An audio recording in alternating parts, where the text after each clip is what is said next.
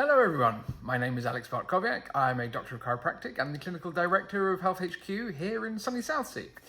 We are currently in the midst of the coronavirus government shutdown and social isolation period, and we're getting lots of calls and emails from people who are getting problems from sitting a lot. So many people combining working from home with becoming at one with their sofa. Now, people have been getting in touch wanting to know what they can do to get through this period without being completely broken by the end of it. And so today I'm here to talk to you about how to sit down.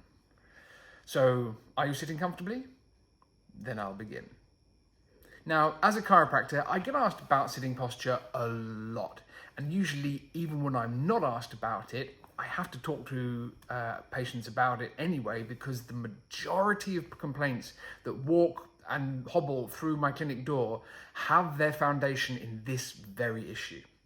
And I'm sorry to say it, but it's not the chair, it's you. Now, don't get me wrong, the chair you're sitting in is definitely a factor, but how you're sitting in it is by far the bigger deal. Crap equipment sucks, but if you've got a lot of skill and experience in using that equipment, then you could probably do a far better job than someone who has all the gear but no idea.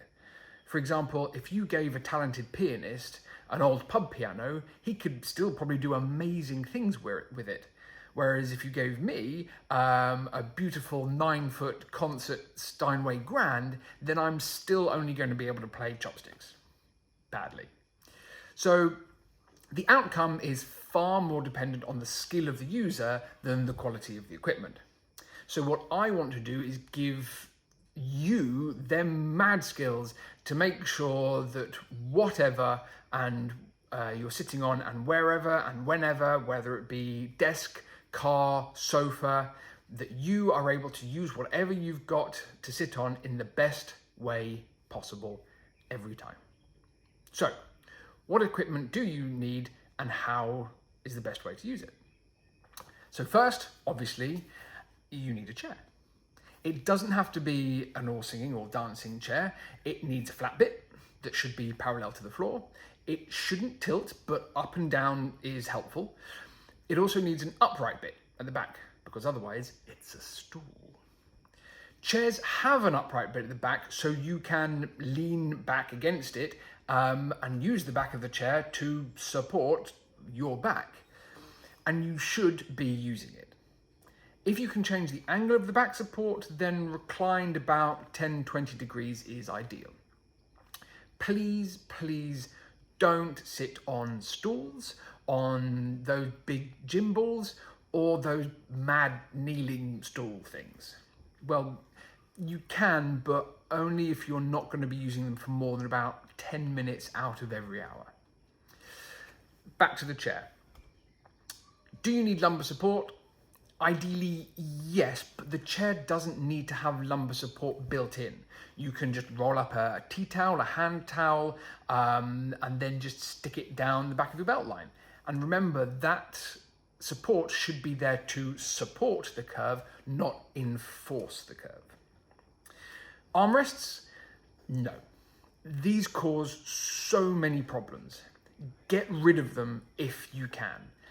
They're fine if you are chairing a meeting and not actually using the desk, just sitting back and listening to everyone. But if you are using a desk, then they are likely to just get in the way and stop you from being able to bring your chair under the desk as far as you can, which ends up meaning that you end up sitting further back than you should do and then having to lean in to do the work and look at your monitor. And then this puts your low back in a bad position again. So, with the chair sorted, I'm now going to impart to you the 3 laws of sitting. If you can get into the habit of using these wherever and whenever you sit, it will make a profound difference. Number 1, bum. Should be as tucked as far back in the chair as you can possibly get it. Number 2, lean back. Your back should be in full contact with the back of your chair. Let the chair hold you.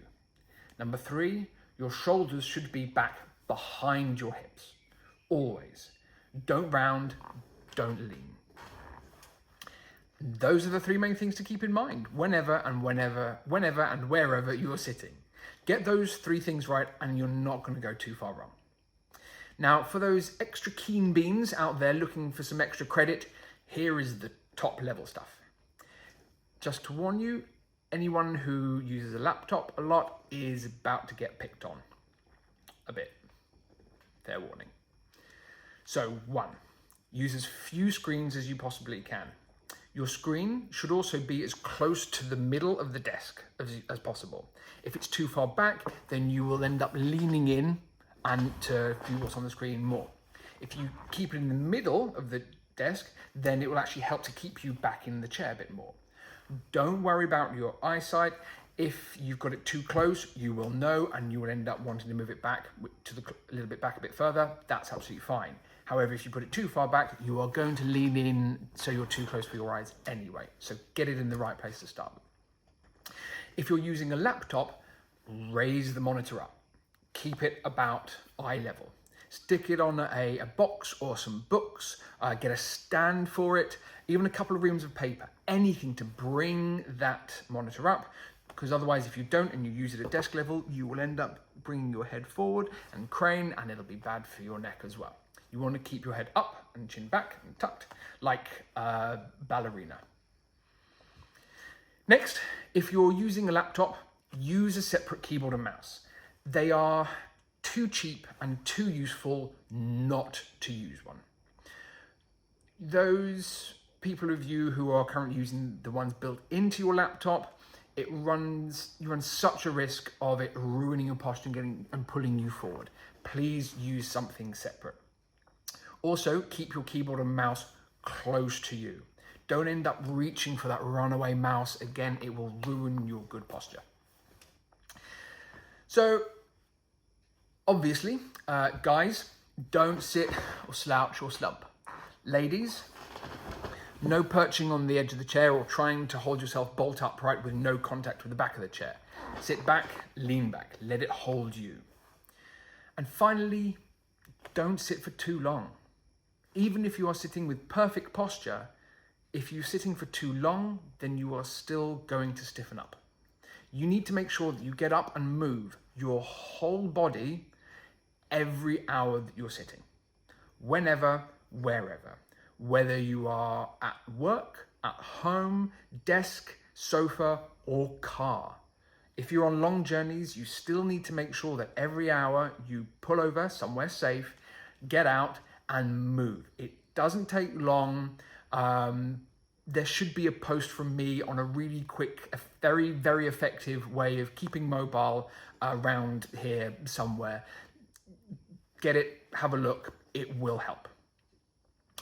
As a final note, I will say that these things that I've run through are guidelines, not a study in ergonomics. They are more of a cheat sheet of the keynotes to follow to help people minimize the negatives from sitting as much as we end up doing. They are not a substitute for getting specific personal advice from a trained professional. So that's it for this video. If you have any questions, then please get in contact with us via phone or email. We will do everything we possibly can to help give you all the help that you need. In the meantime, stay well, stay safe, stay mobile, and I'll see you all soon. Bye-bye.